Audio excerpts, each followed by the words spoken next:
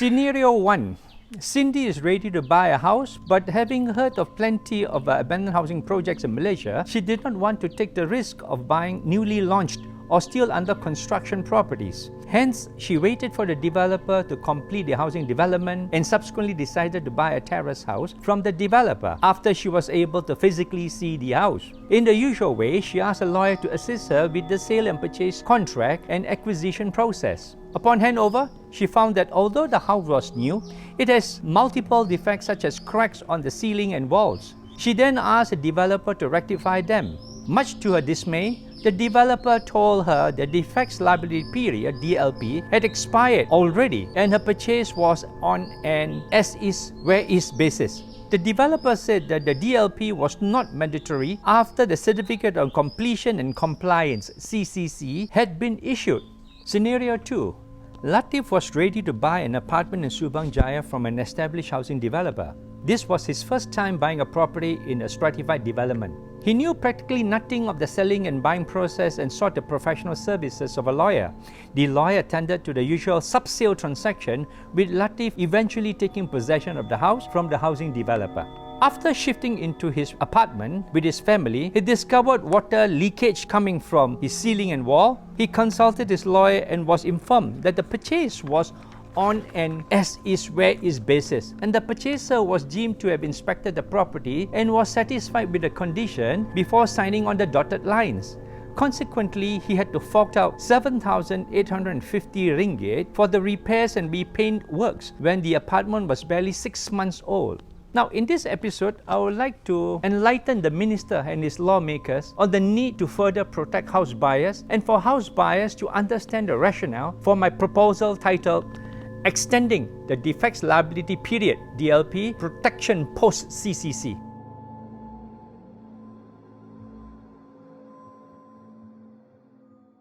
Now, before I continue, please hit the subscribe button and like. What the existing law says: every contract of sale shall be in the forms prescribed in Schedules G, Land and Building, H, Stratified Property, I, Land and Building BTS 1090 Concept, and J, Stratified Property BTS 1090 Concept of the Housing Development Control and Licensing Regulation 1989. However, the Housing Development Regulation provides exemption to this rule. Inter alia, HRD 11(1)B says, contract of sale shall not apply if at the time of execution of the contract of sale, the CCC of the housing accommodation has been issued and a certified true copy has been forwarded to the purchaser. Now, the language of the Housing Development Regulation 11(1)B is clear enough. The statutory contract of sale, i.e. Schedule G, H, I and J, do not apply to sub-sale or a sale in the secondary market after the issuance of CCC. In a nutshell, Cindy and Latif had thought by purchasing their completed properties directly from developer, they would have a right to ask the developer to rectify defects, if any. They were not aware that the developer was selling through the secondary market via a sub-sale and was not under legal obligation to rectify any defects, as the sub-sale contract was silent on the DLP warranties normally found in the statutory contract of sale. Sub-sales are not within the purview of the Ministry of Housing and Local Government and do not enjoy the protection accorded to purchasers who buy properties under construction. Hence, there is no DLP in sub-sale contracts, though such terms are sometimes negotiated depending on the goodwill and the benevolence of the housing developer. Goodwill in this context means the developer's prerogative and at its sole discretion. Protection under DLP?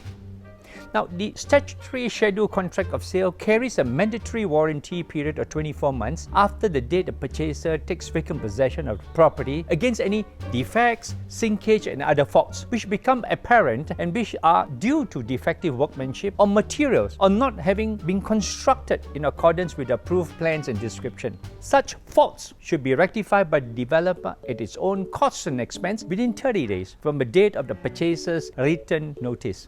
However, this clause on DLP is missing in most of the sub-sale or sale in secondary market contract. It is a case of caveat emptor, or let the buyers beware. There's no protection from the defects, sinkage and other defaults. These defects may include crack in the wall, water leakages, watermarks, moldy ceiling panels, clogged piping, loose floorboards or tiles, unusable fixtures such as electrical connection, light switches, water taps, etc., etc., and even misaligned door windows and safety grills. Generally, it is a case of what you see is what you get. Those contracts even have the audacity to state that the purchaser has conducted independent check and is satisfied with the state and condition. House buyers' rights to better protection. Legal rights are created by the terms and conditions embodied in the contract between two covenanting parties. House buyers who purchase a new property from a housing developer will establish a contractual relationship with the developer via the sales contract. Hence, the buyer will have contractual obligation with and entitled from the developer in the event of defects, etc. As such, why shouldn't buyer who purchase directly from developer post CCC be offered the same protection?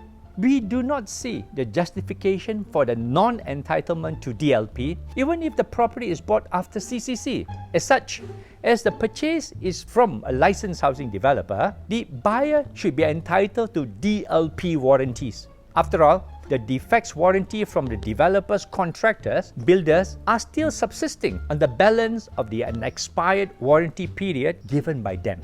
That being the case, we propose that the new schedule agreement contract of sale be formulated to protect the rights and entitlement of those who buy houses after the issuance of CCC from licensed housing developer. This is to ensure that buyers will not be shortchanged in terms of quality and compliance with the specification of construction as stipulated by the authorities.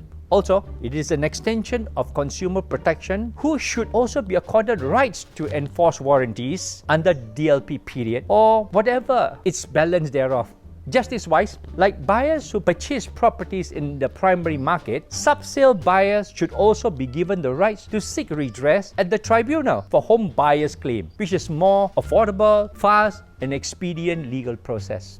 Proposing new terms? Now perhaps a new set of contract of sale should be prescribed in the proposed new Schedule K post-CCC land and building and Schedule L post-CCC stratified property to be included in the Housing Development Regulation.